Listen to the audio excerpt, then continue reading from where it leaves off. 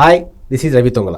ఢిల్లీలో నరేంద్ర మోడీ సీట్ కింద కొంపడం మొదలైపోయింది. దీంతో అప్పటికప్పుడు ఆయన చంద్రబాబు నాయుడికి ఆహ్వానించారు. సో చంద్రబాబు నాయుడిని ఇదే సిచ్యువేషన్లో ఎందుకు ఆహ్వానించారు, అసలు ఢిల్లీలో జరుగుతున్న పరిణామాలేంటి, ఇదే అంశంపై మనతో మాట్లాడేందుకు ప్రముఖ జర్నలిస్ట్ సిఎస్ రావు గారు మనతో ఉన్నారు. ఆయన అడిగి మరిన్ని వివరాలు తెలుసుకుందాం. సార్ నమస్కారం. సార్ నమస్తే సార్. రవి, ఢిల్లీలో జరుగుతున్న ఈ కుంపట లాంటి వ్యవహారాలు ఎందుకు జరుగుతున్నాయి, పర్టికులర్గా దీనికోసం చంద్రబాబు నాయుడికే ఎందుకు పిలుపు వచ్చింది, ఇలా ఏం జరుగుతుంది సార్ ఢిల్లీలో? సో ఒకటేంటంటే ఎవరికైనా ఒక బాధ కలిగినప్పుడు లేదంటే ప్రమాదం పొంచి ఉన్నప్పుడు ఇమీడియట్గా గుర్తొచ్చేది ఎవరంటే ఆప్తులు లేదంటే బలమైనటువంటి వాళ్ళు ఎవరున్నారు మనకి స్నేహితులు అనేది గుర్తొస్తుంది సహజంగా.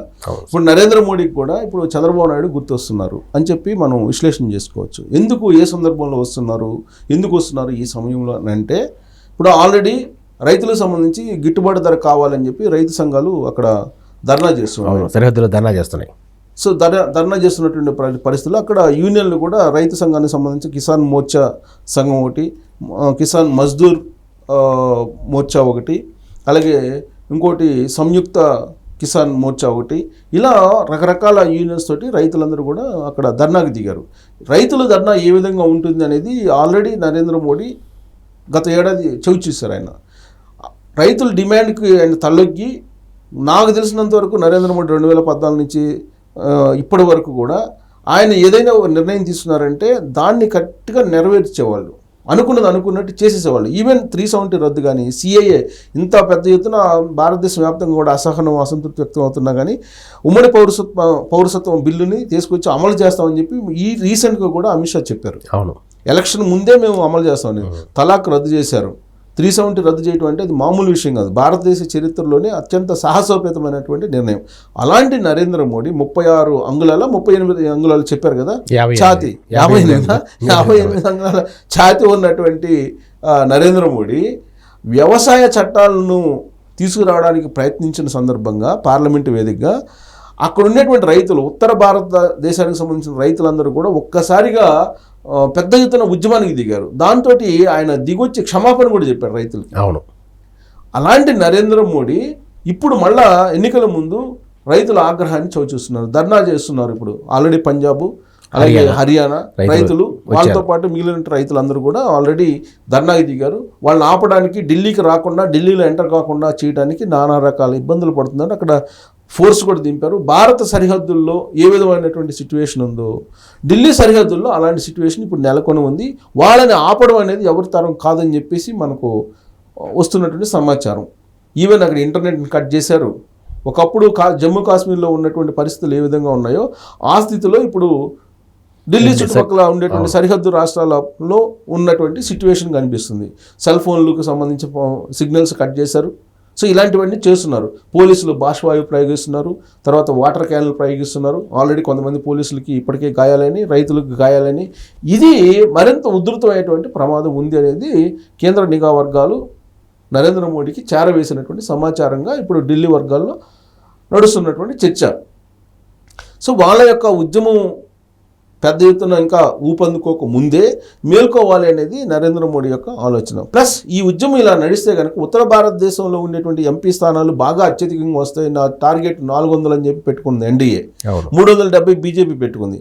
ఆ టార్గెట్ రీచ్ అవ్వాలంటే కనుక ఇలాంటి ఉద్యమాలు, ధర్నాలు ఉంటే కనుక సాధ్యపడదు అనేది చాలా క్లియర్గా నరేంద్ర మోడీకి అర్థమైనటువంటి అంశంగా ఇప్పుడు బీజేపీలోనే మాట్లాడుకుంటున్నటువంటి సిచ్యువేషన్ నెలకొంది.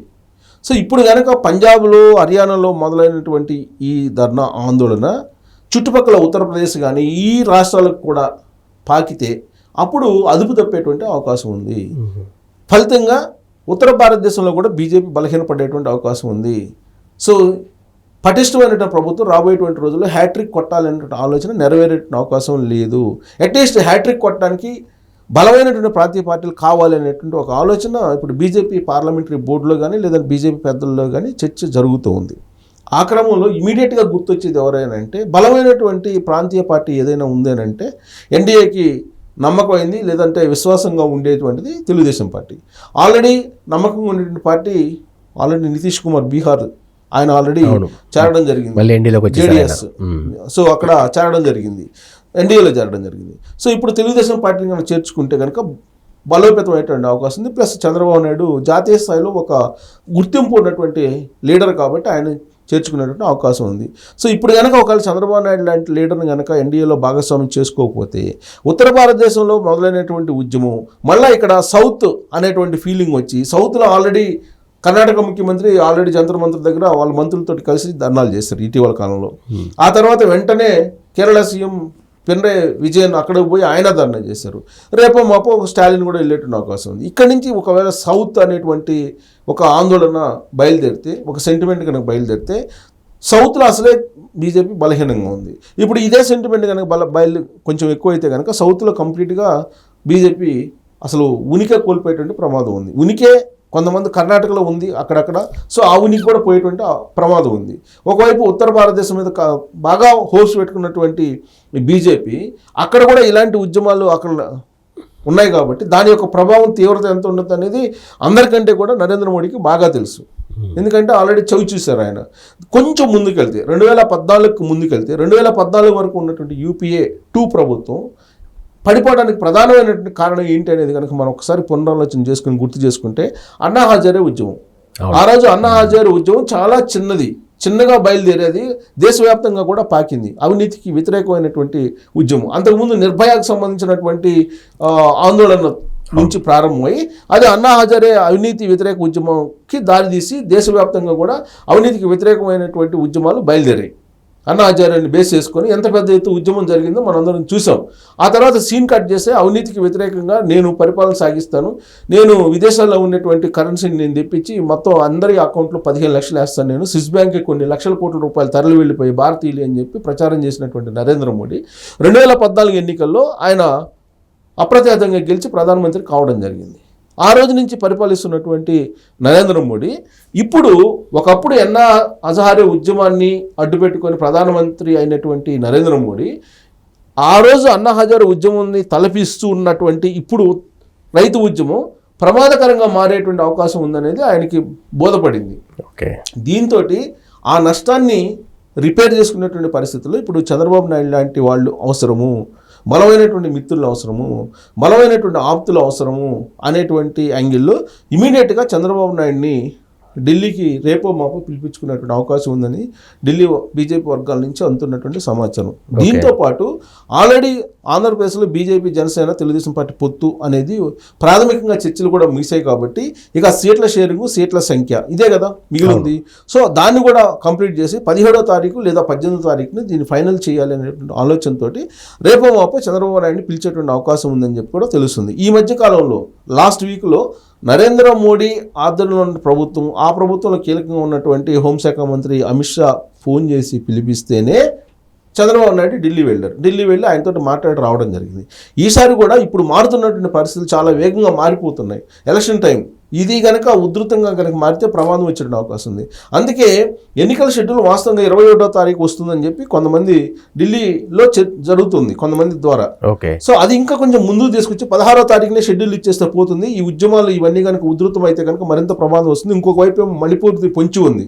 ఆల్రెడీ మణిపూర్లో law and order situation control తప్పింది అనేది అందరికీ తెలిసినటువంటి విషయమే. న్యూస్ రానియకుండా చేస్తున్నారు కానీ అక్కడ పరిస్థితులు చాలా దారుణంగా ఉన్నాయనేది ఇటీవల కాలంలో రాహుల్ గాంధీ వెళ్ళి ఆయన పరిశీలించిన తర్వాత చెప్పినటువంటి మాట. ఆ మణిపూర్లో సిచ్యువేషన్ బాగాలేదని చెప్పి అందరికీ తెలుసు. బట్ ఏం బాగాలేదు అనేది బయటకు రాకుండా అంతవరకు మేనేజ్ చేయగలిగారు.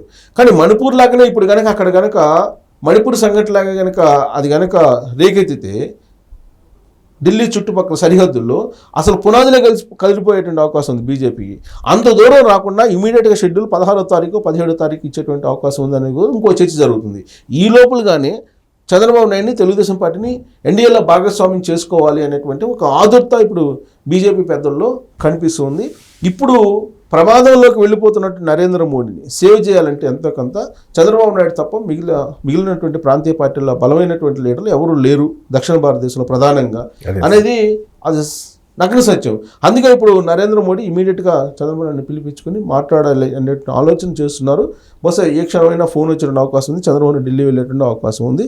సో అక్కడ ఆయనకి కుంపటైతే రాజేశారు. అవును, ఉత్తర భారతదేశంలో కుంపటైతే రాజుకుంది. ఆ కుంపటి కూడా ఎక్కడ రాజుకుంది? రాజధానిలో రాజుకుంది, దేశ రాజధానిలో రాజుకుంది. అది ఎటువైపు పోతుందో కూడా తెలియదు. ఒకవేళ కనుక అది కనుక రాజుకుందంటే హ్యాట్రిక్ అనేది కలగాని మిగిలిపెట్టిన అవకాశం ఉంది నరేంద్ర మోడీకి. అందుకే ఇప్పుడు అత్యంత సాహసం 56 అంగుళాల ఛాతి ఉన్నటువంటి ఆయన ఇప్పుడు చంద్రబాబు నాయుడు వైపు చూస్తున్నారు అనేది ఇప్పుడు తాజాగా లేటెస్ట్గా అందుతున్నటువంటి సమాచారం. సో మరి వీళ్ళిద్దరు కలిసి ఏం చేస్తారు, దాన్ని ఆపగలరా అని అంటే నిన్నటి పరిస్థితి చూస్తే నా వ్యవసాయ చట్టాలకు సంబంధించి కనీస మద్దతు ధర ఇవ్వాలి, అవును, మినిమం సపోర్ట్ ప్రైజ్ అన్న ఇవ్వాలి అనే కాన్సెప్ట్ తోటి వాళ్ళు ఉద్యమం చేస్తున్నారు. దానికి చట్టం చేయమని చెప్పి అడుగుతున్నారు. ఆల్రెడీ ఎంఎస్ స్వామినాథన్కి ఆయన భారతరత్న అవార్డు ఇచ్చారు. కానీ ఎంఎస్ స్వామినాథన్ చెప్పినటువంటి సిఫారసులు ఏదైతే ఉన్నాయో అది మాత్రం అమలు చేయట్లేదు, వాటి మాత్రం అమలు చేయట్లా. ఇప్పుడు కరెక్ట్ గా ఆయన భారతరత్న ఇచ్చారు కాబట్టి భారతరత్న ఇవ్వటం కాదు, ఆయన ఆదర్శాలని తీసుకొని మాకు గిట్టుబాటు ధర కల్పించాలనే డిమాండ్ తోటి వాళ్ళు రైతులందరూ కూడా ఉవ్వెత్తున ఉద్యమాన్ని తీసుకెళ్తున్న పరిస్థితుల్లో దేశవ్యాప్తంగా కూడా రైతు ఉద్యమం వస్తే కనుక హ్యాట్రిక్ అనేది నరేంద్ర మోడీకి ఒక పీడకలుగా మిగిలిపోయేటువంటి అవకాశం. ఓకే, ట్రబుల్ షూటర్ అనగానే మనకు అందుకే గుర్తొచ్చేది చంద్రబాబు నాయుడు. మరి అలాంటి ట్రబుల్ షూటర్ అవసరం బీజేపీకి మరోసారి వచ్చిందా అంటే అవుననే కనిపిస్తుంది. మరి రాబోయే రోజుల్లో సిచ్యువేషన్ ఎలా ఉంటుందో wait and see. Thank you.